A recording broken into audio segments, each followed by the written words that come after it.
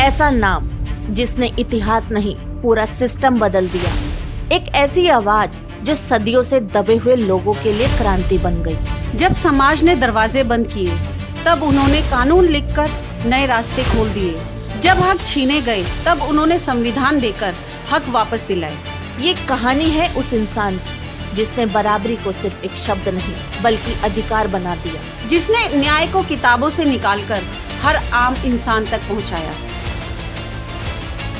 ये कहानी है डॉक्टर भीमराव रामजी अंबेडकर की। एक सोच जो आज भी जिंदा है, एक विरासत जो हर भारतीय के अधिकारों में बसती है। ये सिर्फ एक व्यक्ति की कहानी नहीं, ये नए भारत की पहचान है।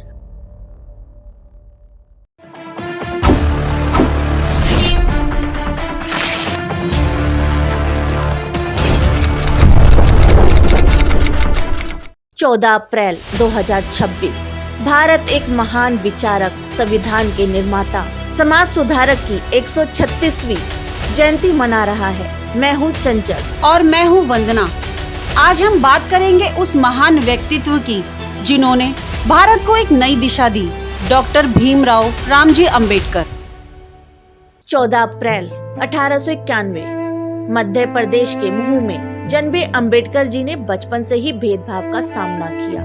उन्हें स्कूल में अलग बिठाया जाता था और पानी तक छूने की अनुमति नहीं थी, लेकिन उन्होंने हार नहीं मानी और शिक्षा को अपना सबसे बड़ा हथियार बनाया। अंबेडकर जी ने कोलंबिया विश्वविद्यालय और लंदन स्कूल ऑफ इकोनॉमिक्स से उच्च शिक्षा प्राप्त की। यह केवल एक व्यक्ति की उपलब्धि नहीं थी बल्कि पूरे समाज के लिए प्रेरणा थी। 1927 का महान सत्याग्रह एक ऐसा आंदोलन जहां अंबेडकर जी ने अस्पृश्य कहे जाने वाले लोगों के अधिकारों के लिए आवाज उठाई। यह केवल पानी पीने का अधिकार नहीं था बल्कि सम्मान की लड़ाई थी।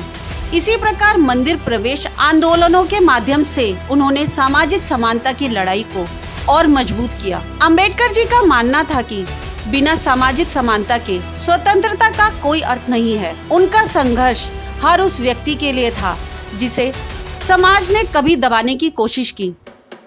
1932 का पूना पैक्ट भारत के इतिहास का एक महत्वपूर्ण मोड़। यह समझौता महात्मा गांधी और अंबेडकर जी के बीच हुआ। अंबेडकर जी अलग निर्वाचक मंडल चाहते थे ताकि दलितों को राजनीतिक शक्ति मिल सके, लेकिन गांधी जी इसके विरोध में थे क्योंकि उन्हें डर था कि इससे समाज में विभाजन और बढ़ जाएगा। अतः पूना पैक्ट के तहत अलग निर्वाचक मंडल के स्थान पर आरक्षित सीटों की व्यवस्था की गई। यह समझौता हुआ, लेकिन अंबेडकर जी ने इसे पूरी तरह संतुष्ट नहीं थे। यहीं से दोनों महापुरुषों के विचारों में अंतर स्पष्ट होता है। गांधी जी धार्मिक और नैतिक सुधार पर जोर देते थे, जबकि अंबेडकर जी कानूनी और संवैधानिक अधिकारों के पक्षधर थे। 1947 के बाद अंबेडकर जी भारत के पहले विधि मंत्री बने और उन्हें संविधान मसौदा समिति का अध्यक्ष नियुक्त किया गया। उन्होंने भारत का संविधान तैयार किया जिसमें हर नागरिक के लिए समान अधिकार सुनिश्चित किए गए। अनुच्छेद 32 को उन्होंने संविधान की आत्मा और हृदय कहा, जो हर नागरिक को अपने अधिकारों की रक्षा करने की शक्ति देता है। बाबा साहेब का योगदान केवल संविधान तक सीमित नहीं था। उन्होंने मजदूरों के लिए 8 घंटे का कार्य निर्धारित किया और महिलाओं के अधिकारों के लिए हिंदू कोड बिल प्रस्तुत किया। उनके आर्थिक विचारों ने भारत की नींव को मजबूत किया और भारतीय रिजर्व बैंक की स्थापना के विचार में भी उनका महत्वपूर्ण योगदान माना जाता है। 1956 में अंबेडकर जी ने लाखों अनुयायियों के साथ बौद्ध धर्म अपनाया। यह केवल धर्म परिवर्तन नहीं था बल्कि एक सामाजिक क्रांति थी जिसमें उन्होंने समानता और न्याय का संदेश दिया। 6 दिसंबर 1956 को बाबा साहेब का निधन हो गया, लेकिन उनकी सोच और उनका संघर्ष आज भी जीवित है।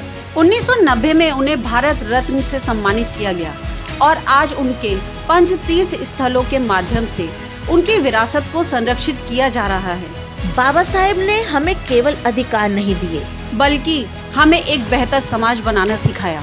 जय हिंद, जय भारत, वंदे मातरम, जय भीम।